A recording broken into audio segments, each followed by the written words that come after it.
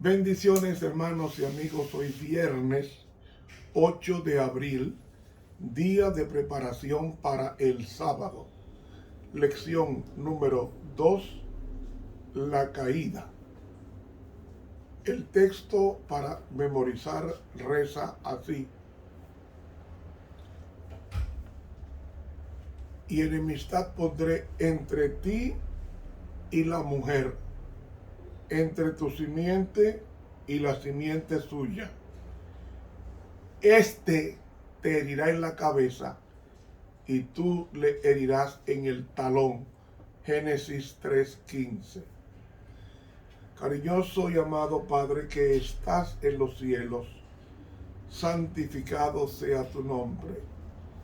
Estamos vivos en nuestra profesión de fe por haber cumplido la promesa de enviar la simiente, aplastar la cabeza en la cruz a la serpiente y garantizarnos que con tu muerte, la herida en el calcañar, ese sería la sentencia definitiva de que el mal no se levantará por segunda vez. Así que ayúdanos a contribuir a ese trabajo del cielo de redención en la raza humana, permitiéndote que nuestras vidas sean tuyas. Amén. Para hoy viernes,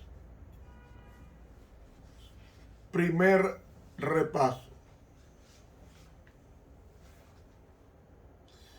Con relación a nuestra raza, la raza humana, el pecado se originó en el jardín del Edén con un acto de rebelión de parte de Adán y de Eva. Génesis 3, que es el capítulo de la caída y de la sentencia contra la serpiente, presenta un bosquejo de la introducción del pecado en este mundo. El primer pecado de nuestros padres señala 4 factores significativos en forma aislada o combinada que afectan el curso del pecado en la vida del ser humano. Primer factor: la caída de Adán y Eva es un hecho histórico. A través de la historia hay teólogos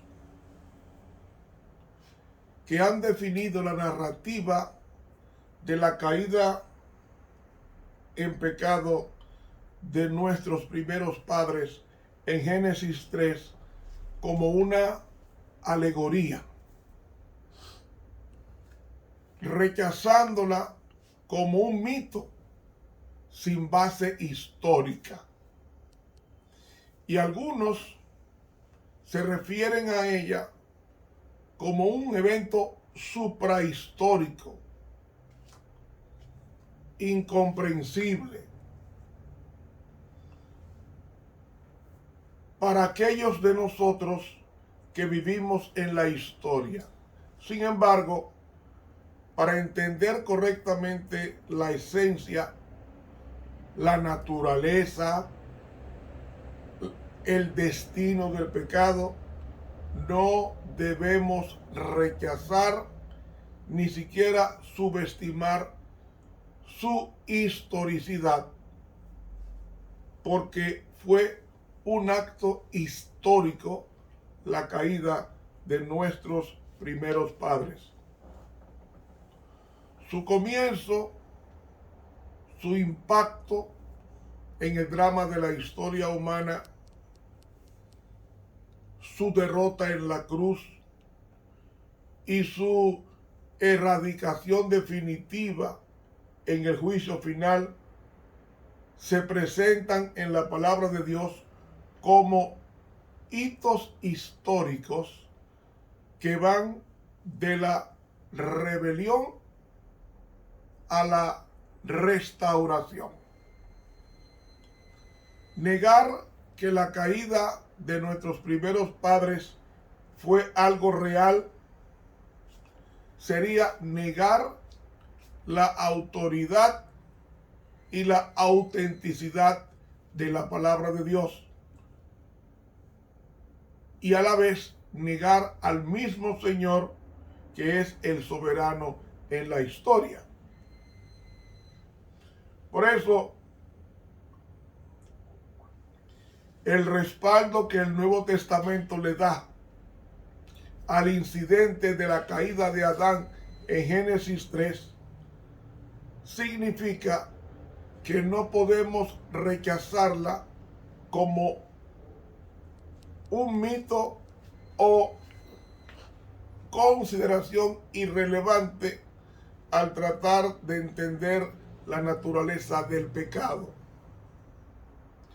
¿Por qué? Porque el mismo Nuevo Testamento afirma la veracidad histórica de Adán en 5 pasajes. Uno de ellos es el de Romanos, el capítulo 5 y el versículo 4, que reza así. Romanos capítulo 5 y el versículo 4 dice, Romanos capítulo 5, versículo 14. No obstante, dice Pablo, reinó la muerte desde Adán, hasta Moisés. ¿Ven? Equipara a las dos personas como que existieron, aún en los que no pecaron, a la manera de la transgresión de Adán, el cual es figura del que había de venir. ¿Qué nos dice Pablo? Que así como existió Moisés, existió Adán, y que la transgresión entró por Adán hasta que aparezca el segundo Adán, es a saber, Jesucristo. Otro pasaje. El otro pasaje lo encontramos en el libro de 1 Corintios capítulo 15. Y el versículo 22. ¿Cómo dice el apóstol Pablo? Porque así como en Adán todos mueren, ¿ve? Pablo le está dando veracidad histórica a Adán. Porque así como en Adán todos mueren, también en Cristo todos serán vivificados. Y el versículo 45, así también está escrito: fue hecho el primer hombre, Adán, alma viviente; el postrer Adán, que es Cristo, espíritu vivificante. ¿Ven? Para Pablo era una realidad de que Adán es un ser histórico. Tanto así que en Primera de Timoteo, la carta pastoral a Timoteo, el capítulo 2 y el versículo 13, leemos: porque Adán fue formado primero y después Eva. 14. Y Adán no fue engañado, sino que la mujer, siendo engañada, incurrió en transgresión. ¿Ve? Para Pablo, en varias epístolas, vemos que él daba la historia de Génesis 3 como un hecho real, no un mito ni una alegoría. otro caso. No solamente Adán es considerado un hecho histórico por el apóstol Pablo, sino que también la serpiente era un ser, mejor dicho, la serpiente era un ser y no una alegoría, en 2 Corintios capítulo 11 y el versículo 3, que nos dice: pero temo que como la serpiente con su astucia engañó a Eva. ¿Ve? No es una alegoría, sino un caso verídico. Pero temo que como la serpiente con su astucia engañó a Eva, vuestros sentidos sean de alguna manera extraviados de la sinceridad fiel a Cristo. Y el último texto para probar la existencia de una serpiente que incidió en el destino de la santa pareja es Apocalipsis 12:9. ¿Cómo es que dice Apocalipsis 12:9? Y fue lanzado fuera aquel gran dragón, la serpiente antigua que se llama Diablo y Satanás. ¿Ve? Entonces, para Juan, la serpiente, el incidente de Génesis 3, la serpiente era un ser que lo identifica como serpiente antigua que se llama Diablo y Satanás, el cual engaña al mundo entero. Fue arrojado a la tierra y sus ángeles fueron arrojados con él. Con él. Es decir, para Juan, para Pablo, para citar solamente dos personas del Nuevo Testamento, el incidente de la caída en el Edén fueron con personas reales, un Adán físico, una mujer física no alegórica, una serpiente literal, que en el último libro de la Biblia le da, lo identifica como serpiente antigua que se llama Diablo y Satanás. Además,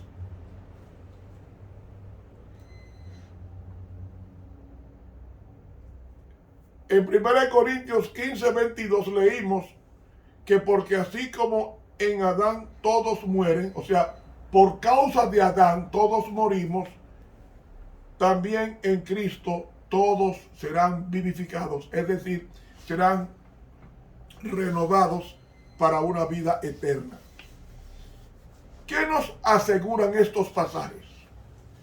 Estos pasajes precitados nos aseguran que todos los que se consagren a Cristo experimentarán la resurrección de los muertos en el momento de la segunda venida de Cristo. Los lectores de Pablo no debían albergar dudas con relación a la resurrección, porque el argumento de la resurrección para Pablo es tan real como Jesucristo, quien vivió, quien murió y quien resucitó. Así también todos estos hechos históricos que ocurrieron unos pocos años antes de que se escribiera su epístola, era algo axiomático en la mente del apóstol Pablo. Además, el apóstol Pablo ofrece doble argumento. Adán introdujo la muerte, Jesucristo trae la vida. Y cuando el apóstol Pablo argumenta esto, reconoce la realidad histórica de Adán, de Jesús, de la segunda venida, de la muerte y de la resurrección. Así que para el apóstol Pablo y también para la iglesia del Nuevo Testamento, el pecado de Adán y Eva, así como la muerte, fueron como consecuencia no eran alegorías, sino hechos históricos. Por eso podemos reafirmar que el pecado es real, no una ilusión, porque Adán fue literal, Eva fue literal, la serpiente fue literal, y la caída fue literal, y la muerte es literal.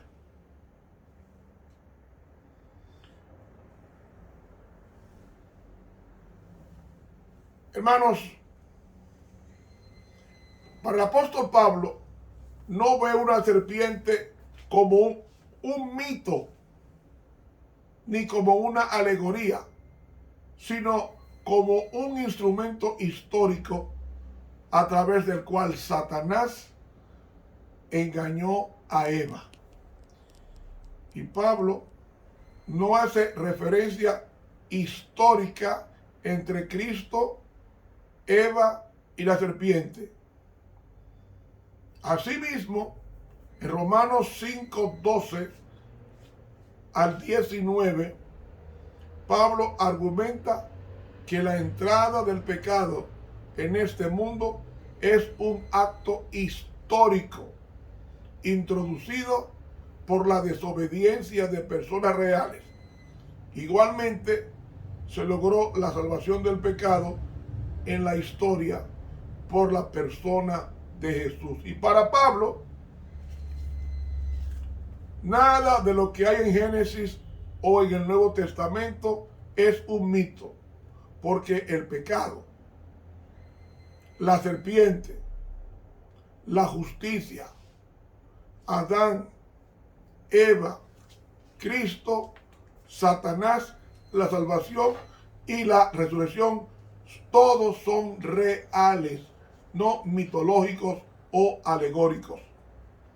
Y a esto le debemos agregar la escena dramática en el Apocalipsis, donde se iguala a la serpiente con el diablo, el cual engaña al mundo entero, en Apocalipsis 12:9.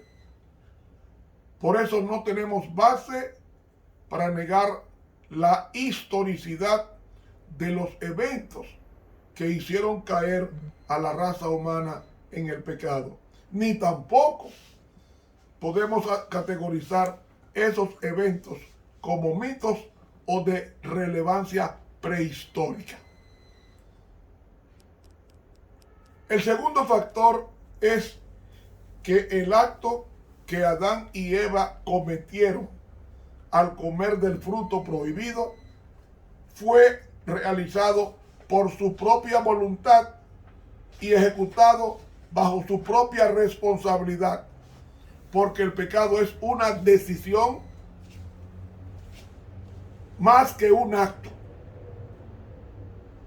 Es una decisión a desobedecer el mandamiento, porque se les había dicho claramente a Adán y Eva que no podían comer del árbol de la sabiduría, del bien y del mal, porque el día que de él comieres, ciertamente morirás, dice Génesis 2:17. Así que la elección estaba delante de ellos en forma muy clara: obedecer a su creador o alguna otra persona ocuparía el lugar de Dios si obedecemos. Y esencialmente la prueba no estaba en comer de un fruto en particular, sino en elegir obedecer o desobedecer a Dios. Y la prueba de Adán y Eva era necesaria para probar su amor y lealtad a Dios y permitirles crecer y madurar en carácter. ¿Por qué Dios tenía que probar a Adán y Eva? Amigo,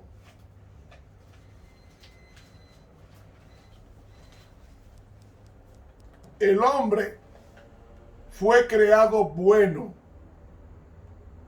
no en el sentido de que fuera perfecto, sino porque tenía todo para llegar a ser perfecto. Era la excelencia en el punto de partida, no en su término. Era santo de manera virtual, no de manera actual. Fue creado puro, inocente, pero no perfectamente santo. Por eso era necesaria la prueba. Creado libre y de transformar su inocencia en santidad deseada, su libertad virtual en libertad real determinada por un acto decisivo. Moralmente inacabado, estaba llamado a completarse a sí mismo por el bien de su libre elección. Fue creado puro, pero no perfectamente santo. La santidad se alcanza en el ejercicio de aceptar la voluntad de Dios. La inocencia sin libertad no tiene ningún valor moral. Por eso era necesaria la prueba en Adán como en Eva. Y como tal, fue un acto caer en pecado de total responsabilidad de ambas parejas, de ambas personas. No se podía responsabilizar a Dios por el acto de la desobediencia de Adán y Eva y por su decisión de rechazar a Dios. ¿Por qué? Porque Dios los capacitó con un 1% de posibilidad de caer y un 99% de posibilidad de ser fieles a Dios. Por eso, la conducta de Adán y Eva frente a la tentación fue un acto de rebelión voluntaria y deliberada. En eso consistió su pecado. ¿Qué nos dice la pluma inspirada con relación a esto? Nos dice la mensajera del Señor lo siguiente. Comentario bíblico, tomo 1, página 1097. ¿En qué consistió el vigor del asalto contra Satanás que causó su caída? Dice ella, no fue el pecado inherente, o sea, de adentro, pues Dios hizo a Adán conforme al carácter divino, puro y recto. No había principios corruptos en el primer Adán, ni propensiones corruptas o tendencias al mal. La obediencia a Adán es como para nosotros respirar, algo natural. Adán era tan impecable como los ángeles que están delante del trono de Dios. Comentario bíblico, tomo 1, página 1097 de la pluma inspirada. Y en la página 1098 dice ella hace una pregunta, ¿verdad? Ahora en el 1098 dice, ciertamente no era el propósito de Dios que el hombre fuera pecaminoso, o sea, con inclinación a lo malo.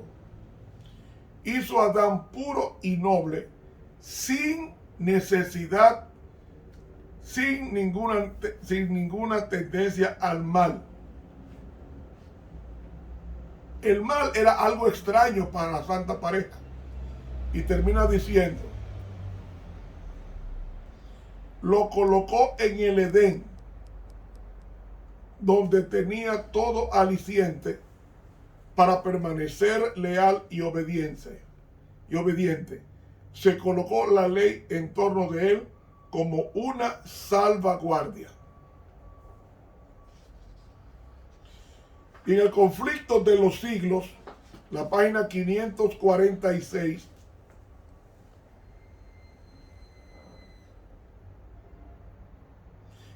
es imposible explicar el origen del pecado y dar razón de su existencia. Nada se enseña con mayor claridad en las Sagradas Escrituras que el hecho de que Dios no fue en nada responsable de la introducción del pecado en el mundo y de que no hubo retención arbitraria de la gracia de Dios ni error alguno en el gobierno divino que dieran lugar a la rebelión. Es decir, el pecado es un misterio y explicarlo sería justificar su existencia. La última cita que tengo está en el libro Comentario Bíblico tomo 1, página 1097 de la Sierva de Dios, que dice: Adán se rindió a la tentación, y como tenemos tan claramente delante de nosotros el asunto del pecado y sus consecuencias, podemos leer de causa y efecto y ver que no es la magnitud del acto lo que constituye el pecado, sino la desobediencia a la voluntad expresada de Dios, lo que es una negación virtual de Dios, un rechazo de las leyes de su gobierno. Comentario Bíblico tomo 1, página 1097 de la Pluma Inspirada. Lo que está diciendo ella es que el pecado no se puede explicar. Por eso se le llama misterio de la piedad. En la Biblia hay dos grandes misterios. Hay más, pero dos grandes misterios. El misterio de la piedad en segunda carta de Tesalónica y el misterio de la piedad en primera de Timoteo. Son dos misterios que no se pueden explicar, y el misterio de la piedad se va a explicar cuando estemos en cielos nuevos y en tierra nueva. Ahora, el misterio de iniquidad no se puede explicar, porque tratar de explicarlo significaría justificarlo, y no hay razón para que el pecado exista. Siendo un Dios puro, un hombre puro, ángeles puros, ambiente puro, surgiera el pecado en el seno de la presencia de Dios en el cielo y trasladado a la tierra, al jardín del Edén, por voluntad del hombre, no de Dios. El pecado fue creado, introducido por Satanás en el cielo, y fue expulsado del cielo con los simpatizantes, por la tercera parte, y en Adán, cuando Dios hizo ese planeta, lo hizo pensando en sustituir a los ángeles rebeldes que fueron expulsados del cielo. Y eso lo dice en el libro La verdad acerca de los ángeles, la Pluma Inspirada. Adán y Eva fueron creados para sustituir en la procreación de sus hijos hombres y mujeres santos que ocuparían el espacio abandonado por los ángeles rebeldes en el cielo, es a saber, Satanás y sus secuaces. Hermanos, no hay razón para pecar. El pecado es decisión no del diablo, sino mía cuando somos tentados. Somos responsables de cualquier decisión que tomemos, sean estas buenas o malas. El único responsable es Dios. Mis hermanos, que Dios nos bendiga. Dele clic a la campanita, suscríbase y haga posible este ministerio. Les habló el profesor Ramón Romero.